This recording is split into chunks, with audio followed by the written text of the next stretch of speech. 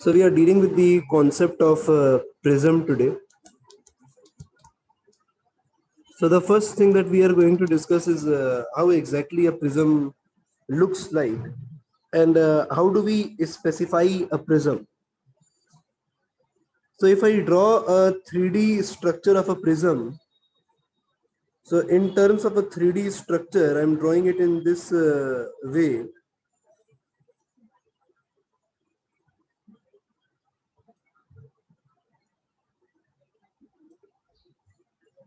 The dotted lines are not visible when we are viewing it from this particular view.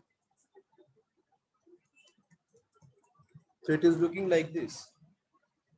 And if I talk about the prism in this sense, so this upper part is regarded as the edge of the prism.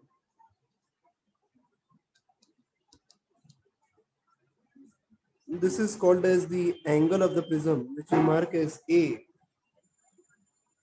This is regarded as the base of the prism.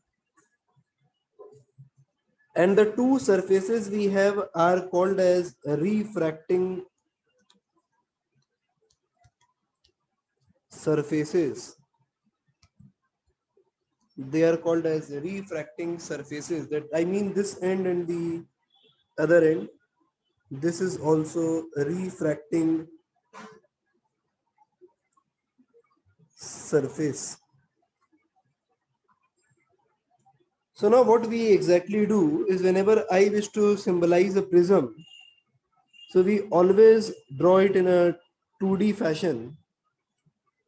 That is, we always draw the front part of the prism, mentioning the angle of the prism A. And then we consider a ray of light which is entering the prism like this at a certain angle of incidence I, and as it enters a denser medium, it have a tendency to go towards the normal. I am again drawing a line of normal over here, and finally the emergent ray emerges from the other face of the prism. This is marked as a angle of emergence E. The angle between the incident ray produced forward and the obtained emergent ray is called as angle of deviation. That is, over here I mean to say that the ray of light was initially going in this direction. So this was the initial direction of the incident ray. And when the ray emerges from the prism, then it emerges in a different way. So the angle between the incident ray produced forward and the obtained emergent ray is regarded as the angle of deviation. So we first of all begin with writing a mathematical expression for the angle of deviation. Followed by that, we will be doing other discussions. So let us begin with this particular aspect. So I am considering a prism like this.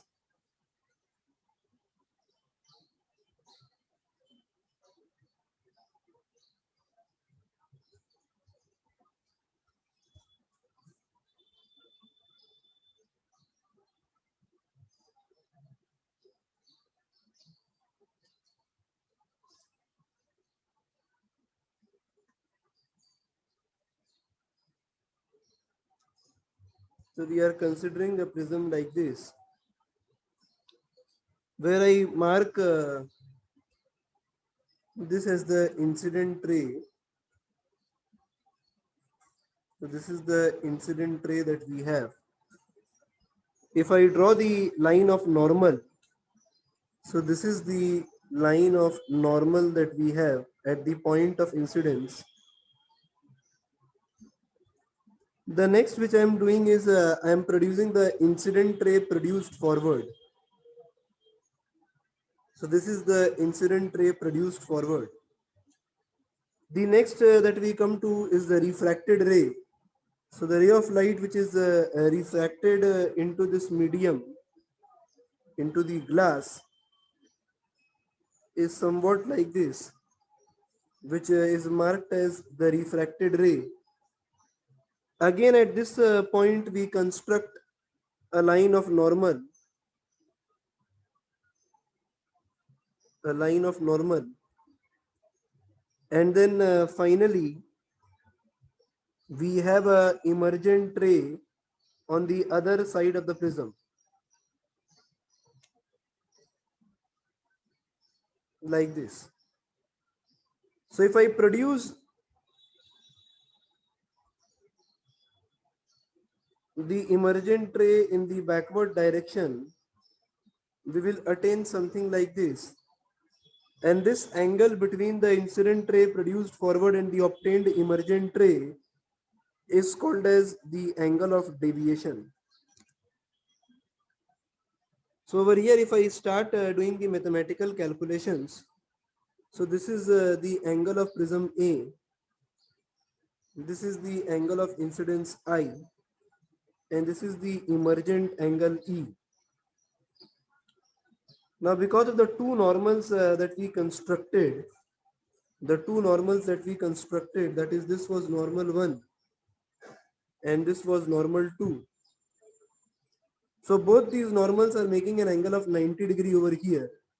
So if I consider this quadrilateral, that is point A, P, Q, and R, that is, if I consider this particular quadrilateral, then I can say that angle PQR can be written as 180° minus A. So it can be written as 180° minus A. That is, these two angles are 90° and sum of all the angles in the quadrilateral is 360°. Apart from this, I am considering this to be refracted ray R1. This is R2. So I am mentioning these as X and Y respectively.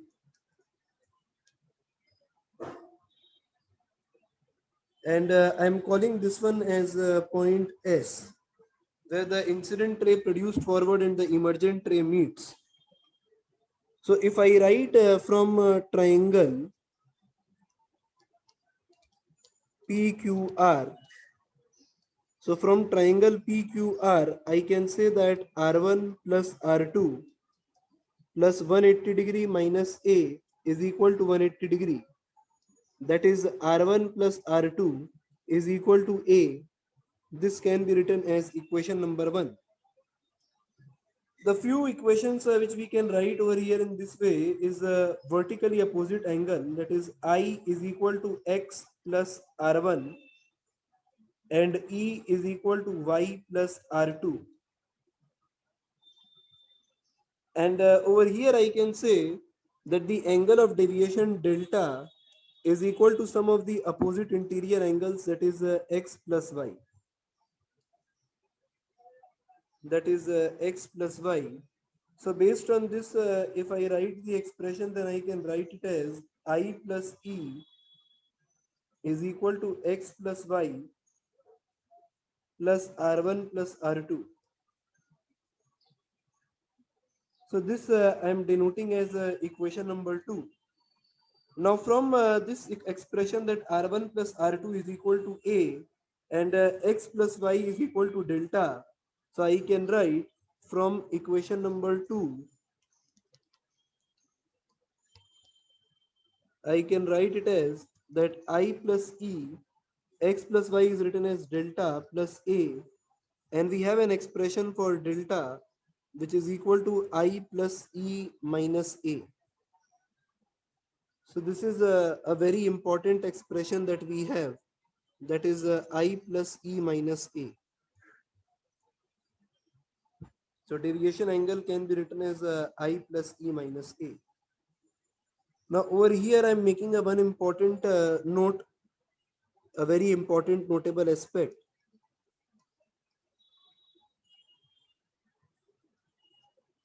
For different angle of incidences, for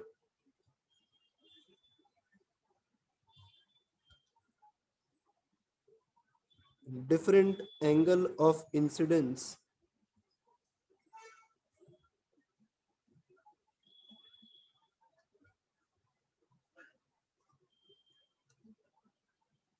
several values of emergent angle and deviation is calculated experimentally and a graph is plotted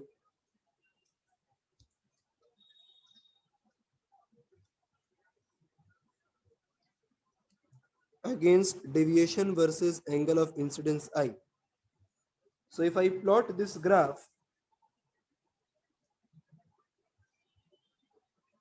so I am drawing a graph in deviation and angle of incidence. So this is deviation angle and this is angle of incidence I. So the graph was obtained somewhat like this. So over here in this graph, if I mark any value of deviation, then I'm getting two values of incidence. That is this and the another one is this. So I'm making a very important point over here that if this is the angle of incidence, then this is the angle of emergence. And if this one is the angle of incidence, then this will become angle of emergence. That is for a particular deviation angle, the angle of incidence and emergence angle is same. Now, how are we doing this? Let us put a logical aspect to it. It is very simple. If I place a plane mirror perpendicular to the path of the ray, if I place a plane mirror like this, perpendicular to the path of the emergent ray, then this emergent ray will start retracing its own path. So that is, this will become the angle of incidence and this will behave like the angle of emergence E in this particular case. So that is the reason why we say that I and E are interchangeable, which is also obtained over here graphically. So values of I and E are interchangeable. That is when I cut a line like this for a particular value of deviation angle. So I get the corresponding values of I and E respectively. And at the value of minimum deviation, that is here, which I marked as delta minimum, I observe that I and E is same. So I am writing over here that at minimum deviation,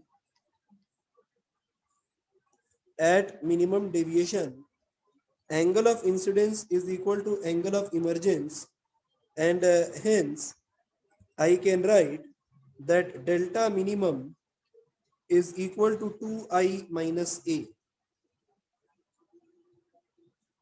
So delta minimum can be written as 2I minus A.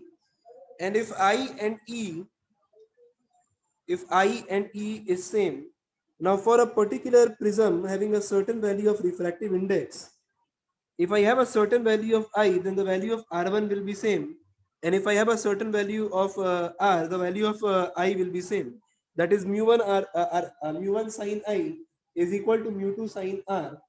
So for a particular pair of medium, for the variation of I and R, if the value of I is fixed and the medium is having a certain value of refractive index, then the value of angle of refraction is also fixed. So from that particular aspect, I can say that if I and E is same, then angle R1 is equal to angle R2. And since R1 and R2 is equal to A, then I can say that it is equal to A by 2. It is equal to A by 2. So over here, I can say that at minimum deviation,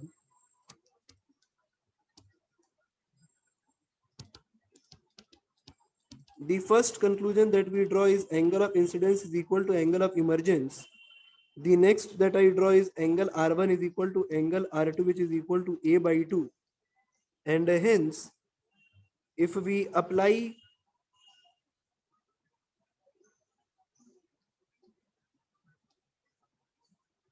Snell's law, then I can write mu air sine I is equal to mu glass or mu prism sine R.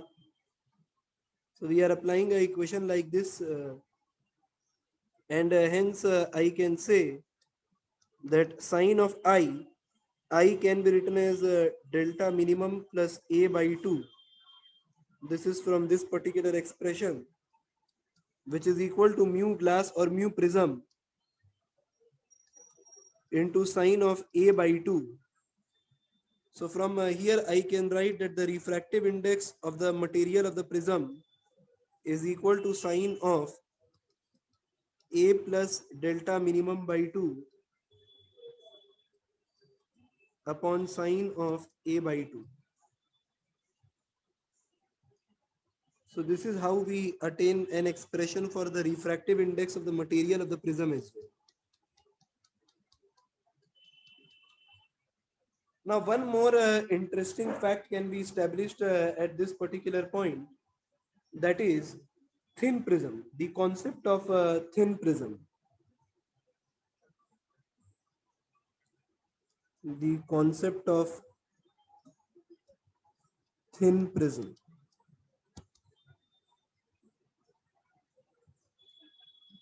So if I talk about the concept of thin prism, so thin prism is something like this, where the angle of prism A is less than 4 degree. So if the angle of prism is less than 4 degree, then we consider it to be a thin prism. And sine of a small angle is written approximately equal to theta if theta is small. So if I write from this expression that mu is equal to sine of a plus d by 2 upon sine of a by 2, then considering thin prism, that is the angles are very small. So I'm writing using paraxial approximation.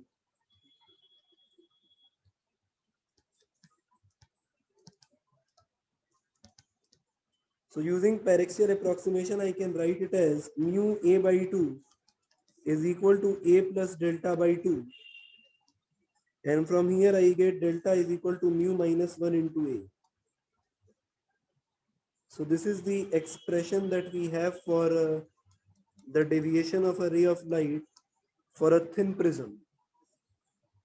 So these are the aspects that must be kept in mind while dealing with the problems based on prism.